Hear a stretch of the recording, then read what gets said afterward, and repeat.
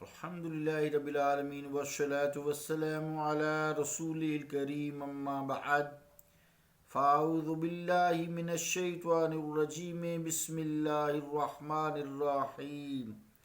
عزیزان گرامی قدر، السلام علیکم ورحمۃ اللہ وبرکاتہ۔ ایک طویل حدیث پاک کا ترجمہ سماعت فرمائیں۔ روایت ہے حضرت قتادہ سے، فرماتے ہیں کہ ہم سے انس بن مالک نے باروایت ابو طلحہ ذکر کیا کہ نبی کریم صلی اللہ علیہ وسلم نے بدر کے دن 24 سرداران قریش کے متعلق حکم دیا تو وہ بدر کے کنووں میں سے ایک گندے اور پلید کنویں میں ڈال دیے گئے، اور جب حضور صلی اللہ علیہ وسلم کسی قوم پر غالب آتے تھے تو میدان جنگ میں 3 شب قیام فرماتے تھے۔ چنانچہ جب بدر میں تیسرا دن ہوا تو اپنی سواری کے متعلق پر حکم دیا تو اس پر پالان باندھ دیا گیا۔ پھر حضور علیہ الصلوۃ والسلام چلے اور حضور کے صحابہ پیچھے پیچھے گئے، حتیٰ کہ کنویں کے کنارے پر کھڑے ہوئے تو انہیں ان کے اور ان کے باپ داداؤں کے نام سے پکارنے لگے کہ اے فلاں ابن فلاں اور اے فلاں ابن فلاں، کیا اب تم کو یہ پسند ہے کہ تم نے اللہ تعالیٰ کے رسول کی اطاعت کی ہوتی؟ ہم نے تو وہ حق پایا جو ہم سے ہمارے رب نے وعدہ کیا تھا، تو تم نے بھی وہ حق کیا پا لیا جو تم سے تمہارے جھوٹے خداؤں نے وعدہ کیا؟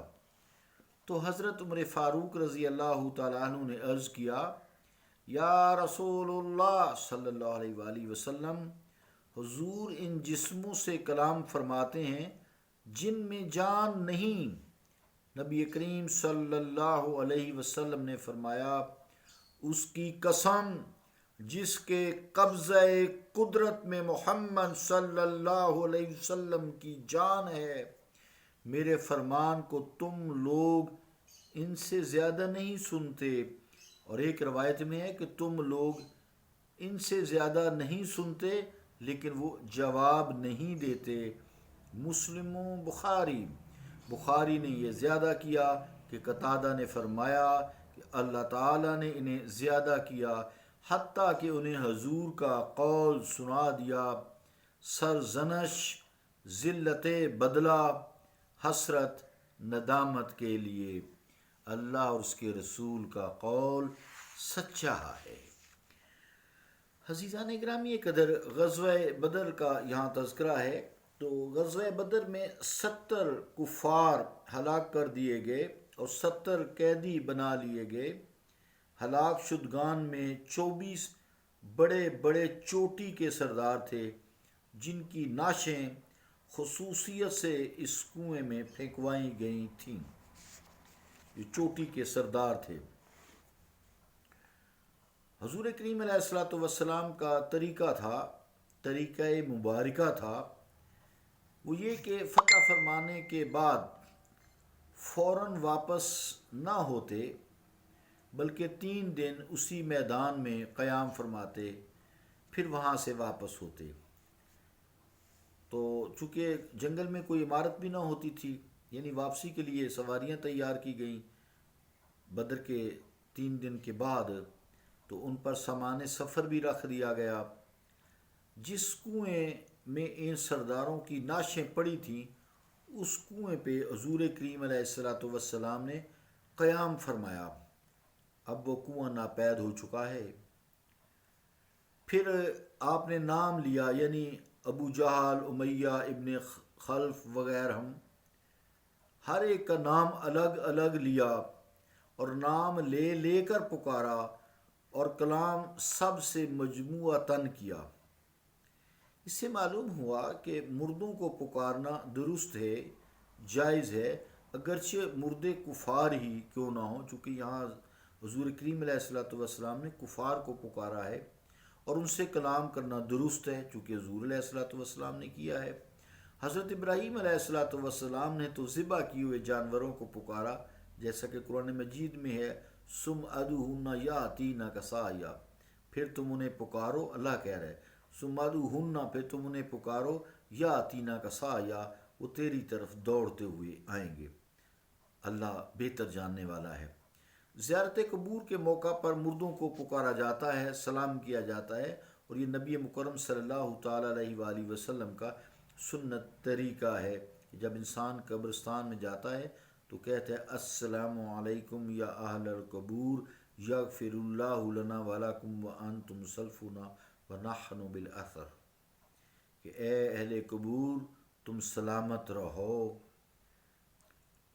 ہم بھی تمہارے پیچھے پیچھے آنے والے ہیں، اللہ تمہیں ہمیں سب کو بخش دے، ہم بھی تمہارے پیچھے آنے والے ہیں،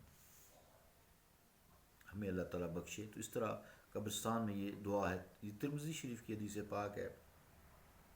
بہرحال قبرستان جا کر اس طرح سلامتی کی دعا دینا، سلامتی اسے دی جاتی ہے جو موجود ہو اور سلامت ہو، زندہ ہو۔